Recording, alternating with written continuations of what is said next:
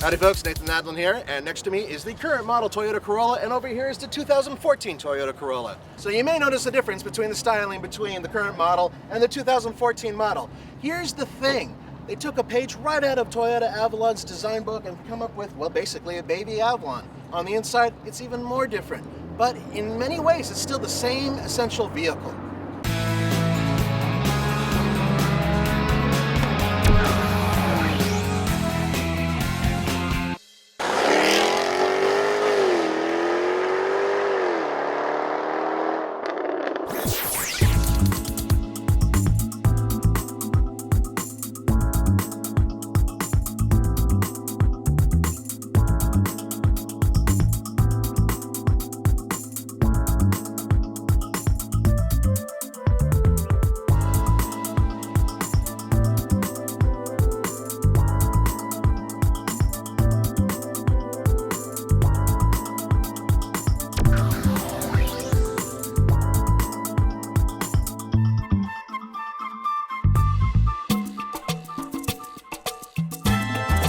Ladies and gentlemen, hola! Welcome to Mexico. Well, actually right over there, that's Mexico. See those fences? That's the border, folks. And believe me, Kyle, our camera dude, and I would love to go to Tijuana and enjoy a festive evening with some tequila. But we're trying to be responsible, and we're showing you the brand new 2014 Toyota Corolla. Nice, huh? I mean, they really did a good job changing that dowdy style into something that's a lot more appealing, and it really does start here in the front end. It looks a lot like the Toyota Avalon, and that's no mistake. They wanted it to look that way.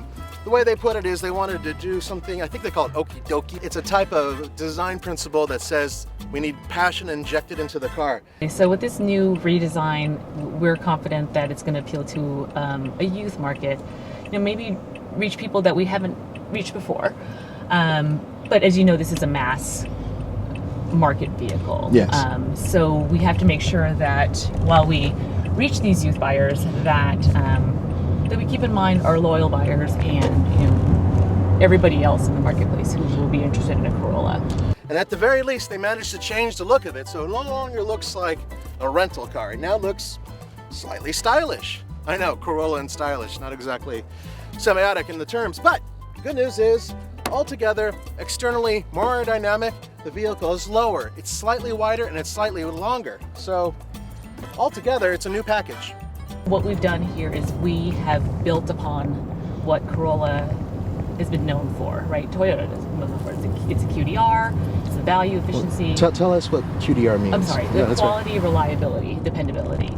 So Corolla's synonymous with that, and we know we have that in the minds of the consumers. And now we're just building on that reputation of the heritage, and we are going to make it more exciting, make it more fun. There are 4 different types of Toyota Corolla for 2014. They start with the L model. That's a very base, very simple model. Then it goes up to the LE.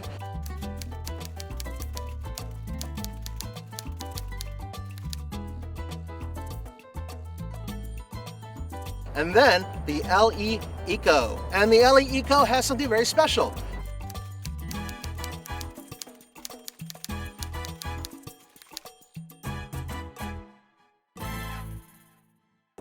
And that puts out more horsepower and gets the best gas mileage. Strange. Then you go up to the S model, which is basically sport model.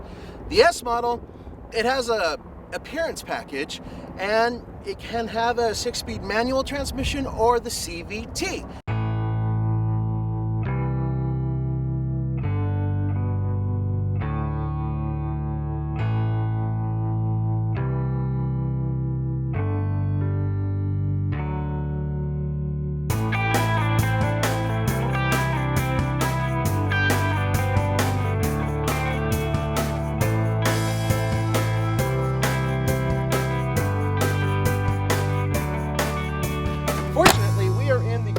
LE Eco.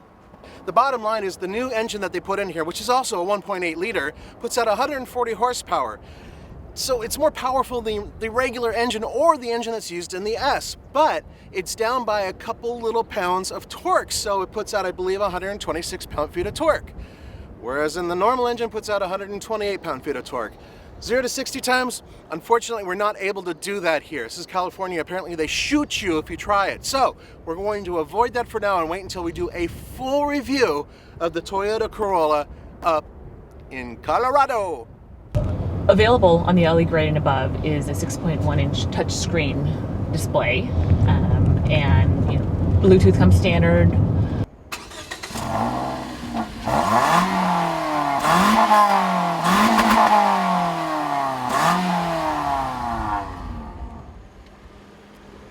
Hey, you know what?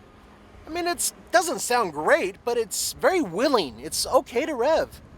I would say that it needs like a better exhaust in order to really get the juices flowing. Now, I bet you guys are curious about the way this drives, and I'm going to tell you right now that it's not what I expected. And I think you'll be surprised too, because they took what was an economy box and they made it into a Camry. For lack of a better word, that's the only thing I can think of when I'm driving this. It's quiet, it's compliant, it's easy to drive, it's easy to point, it's easy to maneuver. It's a Camry, it's just a smaller Camry.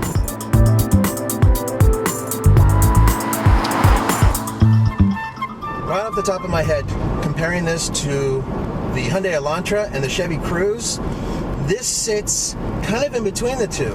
The Chevy Cruze, I still am amazed by that car. It's got a lot of good going for it, and it's just better than I expected, but backseat space is not that great. This car, much better. This is almost as far back as the seat can go, and I can fit behind myself. It's roomier than a lot of the competition, specifically the Chevy Cruze. So it's got good headroom, decent leg room, and width-wise, it's a little tiny bit wider.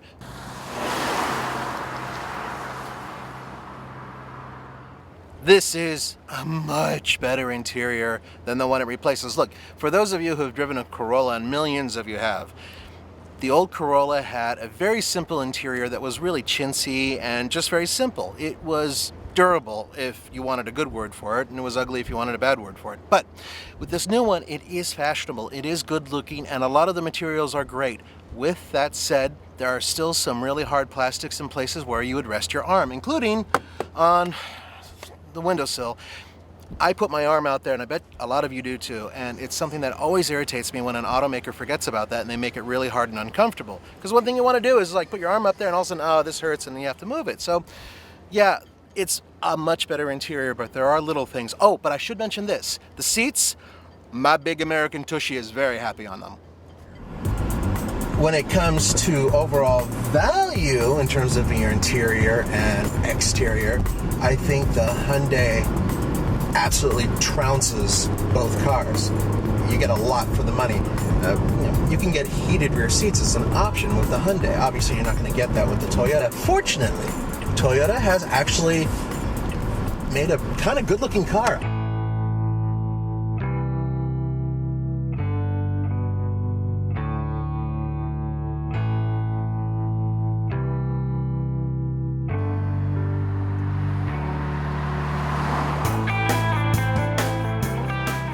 Not bad. I really do prefer an economy car with a manual transmission, and you can get one now with a 6-speed transmission. That's right, folks. Finally, Toyota's graduated from 5 speeds, which are archaic, to a proper 6-speed, and it's a good 6-speed too. It's a little notchy, which isn't so bad because engagement's real positive. Throws are a little long, but it's not like a truck or anything like that.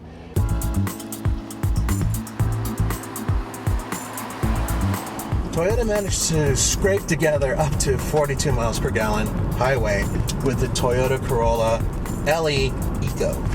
That's not bad.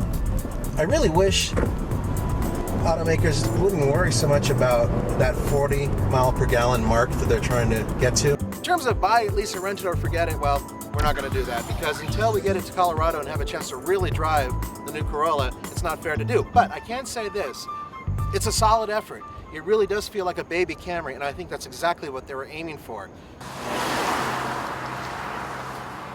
For the Fast Lane Car, this is Nathan Adlin from San Diego. Mwah! Love you guys.